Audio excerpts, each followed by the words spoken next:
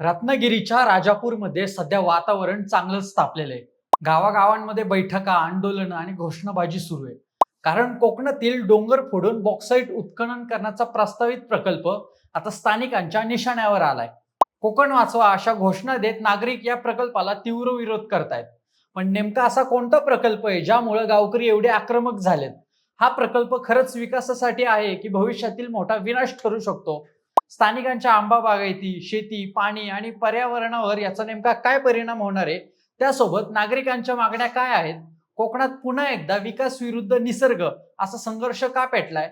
जाणून घेऊया राजापूरच्या बॉक्साईट प्रकल्पामागचं संपूर्ण वास्तव आणि सध्या सुरू असलेल्या आंदोलनाची संपूर्ण गोष्ट. नमस्कार, मी स्वप्नील आणि तुम्हाला तर माहिती आहे आपला विषयच भारी. मंडळी, कोकणात पुन्हा एकदा विकास विरुद्ध पर्यावरण हा संघर्ष पेटताना दिसतोय.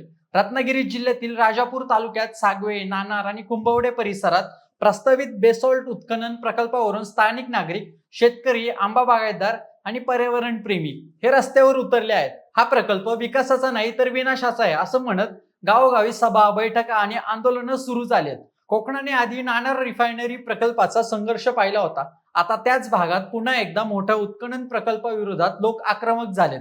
स्थानिकांच्या मते हे केवळ खाण प्रकल्प नाहीये, तर त्यांच्या जमिनी, पाणी, शेती, आंबा काजू बागायती आणि भविष्यासाठीचा मोठा धोका आहे. त्यामुळे कोकण वाचवा ही आमची भावना पुन्हा तीव्र झाली असं त्यांचं मत आहे. या प्रकल्पाअंतर्गत सुमारे 144.95 हेक्टर परिसरात दरवर्षी जवळपास 0.9 दशलक्ष टन बॉक्साईट हे उत्खनन करण्याचा प्रस्ताव असल्याचं समोर आलंय. स्थानिकांचा आरोप असा आहे की डोंगर फोडून आणि जंगल भाग खोदून मोठ्या प्रमाणावर खनिज बाहेर काढलं जाणार आहे. बॉक्साईट हे अल्युमिनियम निर्मितीसाठी वापरलं जाणारं महत्वाचं खनिज असलं तरी त्यांच्या उत्खननामुळे जमिनीची धूप, डोंगराची तोडफोड, भूजल पातळी कमी होणं, धुळीचं प्रदूषण आणि जैवविविधतेचा ऱ्हास होईल अशी भीती नागरिकांनी व्यक्त केली आहे. विशेष म्हणजे हा भाग कोकणातील सुपीक आणि नैसर्गिक दृष्ट्या संवेदनशील पट्टा मानला जातो. इथल्या लोकांचं मुख्य उत्पन्न आंबा, काजू, शेती आणि मासेमारीवर चालतं. त्यामुळे खनिजासाठी कोकण विकायचं का असा संतप्त सवाल स्थानिक नागरिक विचारताना दिसत आहेत. पण इथं प्रश्न उपस्थित असा होतोय की बॉक्साईट उत्खनन का केलं जात आहे? या प्रकल्पाचा मुख्य उद्देश म्हणजे मोठ्या प्रमाणावर बॉक्साईट खनिज काढून औद्योगिक वापरासाठी उपलब्ध करून देणं. बॉक्साईट पासून अल्युमिनियम तयार केलं जातं आणि त्याचा वापर वाहनं, इलेक्ट्रॉनिक्स आणि बांधकाम, विमान उद्योग आणि इतर मोठ्या उद्योगांमध्ये होतो. त्यामुळं हा प्रकल्प उद्योग आणि खनिज उत्पादन वाढवण्यासाठी महत्वाचा असल्याचं सांगितलं जात आहे. स्थानिक ग्रामस्थांचं म्हणणं आहे की बॉक्साईट उत्खनन सुरू झालं तर सर्वात मोठा फटका हा आंबा बागायतदारांना बसणार आहे. राजापूर परिसर हा हापूस आंब्यासाठी प्रसिद्ध आहे. कोकणातील हजारो कुटुंबाचं अर्थकारण या बागायतींवर उभं आहे. नागरिकांच्या मतानुसार खाणकामामुळे निर्माण होणारी लाल धूळ झाडांवर बसेल, उत्पादन कमी होईल आणि फळांच्या गुणवत्तेवर परिणाम होईल. शिवाय डोंगर पोखरले गेले तर पाण्याचे नैसर्गिक स्रोतही आटतील. कोकणात अनेक गावं अजून झरे, विहिरी आणि डोंगरातून वाहणाऱ्या पाण्यावर अवलंबून आहेत. त्यामुळं आज बॉक्साईट काढलं गेलं तर उद्या आमच्याकडे प्यायलाही पाणी राहणार नाही अशी भीती गावकरी व्यक्त करतायत. काही नागरिकांनी तर हा प्रकल्प सुरू झाला तर भविष्यात पूरस्थिती वाढण्याची शक्यता व्यक्त केली. त्यासोबत गावकऱ्यांचा मोठा आरोप म्हणजे अशा प्रकल्पांमध्ये स्थानिकांचा आवाज फारसा ऐकला जात नाहीये. त्यामुळे जनसुनावणी प्रक्रियेवरही प्रश्न उपस्थित केले जात आहेत. अनेक आंदोलनकर्त्यांनी जनसुनावणी रद्द करा अशी मागणी व्यक्त केली आहे. काही राजकीय पक्ष आणि स्थानिक संघटनांनी देखील या विरोधाला पाठिंबा दिलाय. पंचायत समितीच्या सभेतही बॉक्साईट उत्खननाला विरोधाचा ठराव मंजूर झाल्याचं समोर आलंय.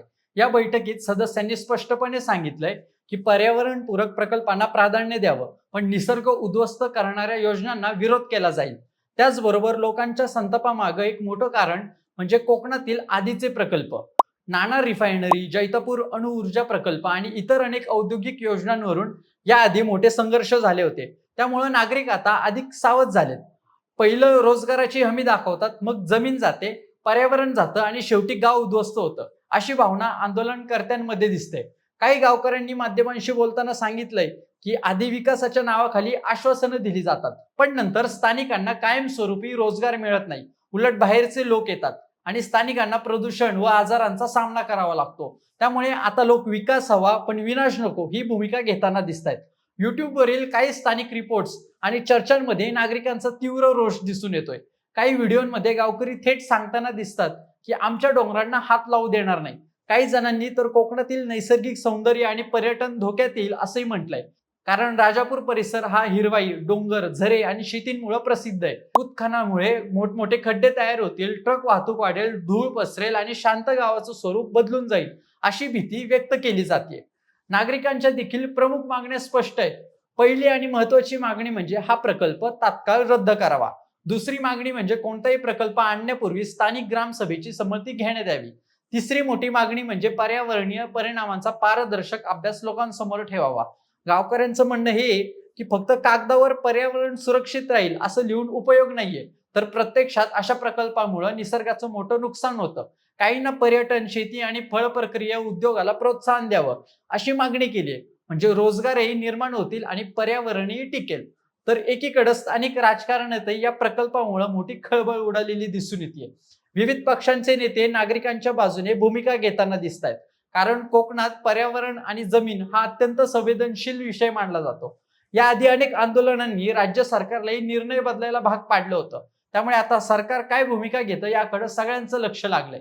काही विश्लेषकांच्या मते हा संघर्ष फक्त बॉक्साईट प्रकल्पापुरतं मर्यादित नाहीये, तर कोकणात भविष्यात कोणत्या प्रकारचा विकास हवा यावरही मोठा संघर्ष आहे. एका बाजूला उद्योग आणि गुंतवणूक यांची भाषा आहे, तर दुसऱ्या बाजूला निसर्ग, शेती आणि स्थानिक संस्कृती वाचवण्याची हाक आहे. कोकणातील लोकांनी याआधी अनेक प्रकल्पाविरुद्ध लढा दिलाय, त्यामुळे इथल्या आंदोलनांना भावनिक स्वरूपही असतं. गावकऱ्यांसाठी डोंगर म्हणजे फक्त माती नाही, तर त्यांच्या पाण्याचा स्रोत, शेती, भविष्य आणि पुढच्या पिढ्यांचा आधार असतो. त्यामुळे जेव्हा मोठं उत्खनन प्रकल्प येतात तेव्हा लोक फक्त जमीन गमावण्याची भीती बाळगत नाहीत, तर आपली संपूर्ण जीवनशैली नष्ट होईल अशी भीती त्यांना वाटते. म्हणूनच राजापुरातील बॉक्साईट प्रकल्पाविरोधात सुरू असलेला संघर्ष आता केवळ स्थानिक मुद्दा राहिलेला नाहीये, तो कोकणचा विकास नेमका कसा असावा या मोठ्या प्रश्नात बदलताना दिसतोय. बाकी मंडळी, कोकणवासियांवर लादलेल्या ह्या प्रकल्पावर तुमचं काय मत आहे हे आम्हाला कमेंट करून सांगा आणि आमच्या विशेष बारी चॅनलला सबस्क्राईब करायला विसरू नका. धन्यवाद.